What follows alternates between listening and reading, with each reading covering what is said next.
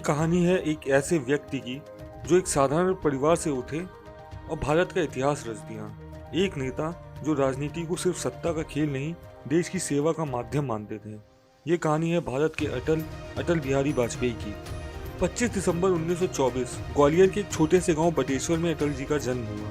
उनके पिता कृष्ण बिहारी वाजपेयी एक स्कूल टीचर और एक कविराज थे और माता कृष्णा देवी एक आदर्श माँ। अटल जी के पिता उनके लिए सिर्फ गुरु नहीं, एक मित्र और मार्गदर्शक थे। अटल जी अपने स्कूल के दिनों से ही एक अद्भुत विद्यार्थी थे। उनके लिखने की क्षमता और बोलने का अंदाज तभी लोगों का ध्यान खींच लेता था। पढ़ाई के अलावा उन्हें कविता लिखने और संघर्ष की कहानी सुनने का शौक था। 1942 में भारत छोड़ो आंदोलन के दौरान अटल जी ने पहली बार अपनी देशभक्ति का प्रदर्शन किया। उस उम्र में उन्होंने जेल का सामना किया, लेकिन उनका जोश कम नहीं हुआ।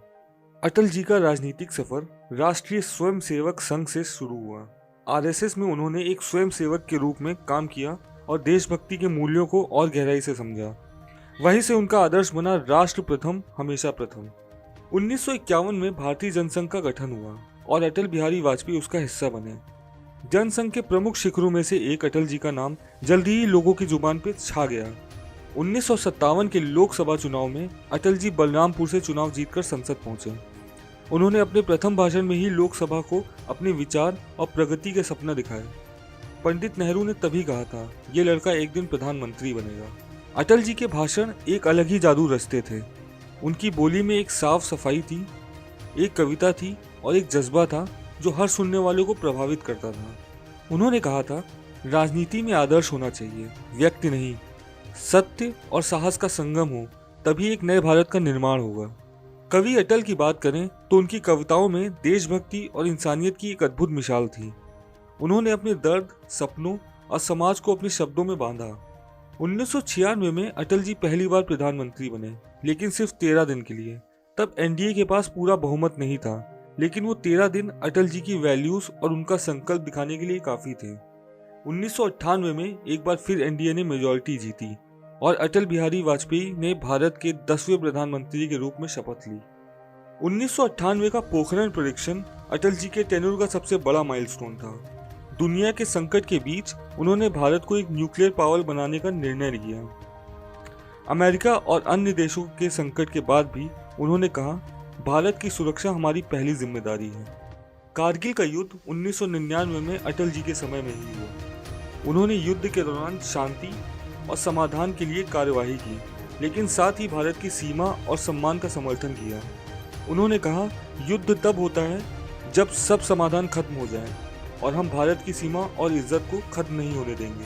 अटल जी का टेन्योर सिर्फ युद्ध और संकट का नहीं, विकास और प्रगति का भी था। गोल्डन क्वाड्रिलेटरल प्रोजेक्ट ने भारत का इंफ्रास्ट्रक्चर को एक नए युग में दाखिल किया। इंफॉर्मेशन टेक्नोलॉजी और टेलीकॉम सेक्टर की उन्नति के लिए अटल जी का योगदान कभी नहीं भूला जा सकता। भारत का आईटी हब बनने का सपना उन्होंने ही देखा और पूरा किया। अटल जी एक ऐसे नेता थे जो शांति और समाधान में विश्वास रखते थे। लाहौर यात्रा और आगरा समिट उनके सपने का एक हिस्सा था। भारत और पाकिस्तान के बीच शांति का समझौता, भले ही ये सपना अधूरा रहा, लेकिन अटल जी के प्रयास हमेशा याद रहेंगे। 2004 में अटल जी ने एक्टिव पॉलिटिक्स से अलविदा कहा, लेकिन उनका योगदान कभी नहीं भुलाया जा सकता। उन्होंने जो भारत के सपने देखे, उनके लिए हमेशा एक मिसाल रहेगी।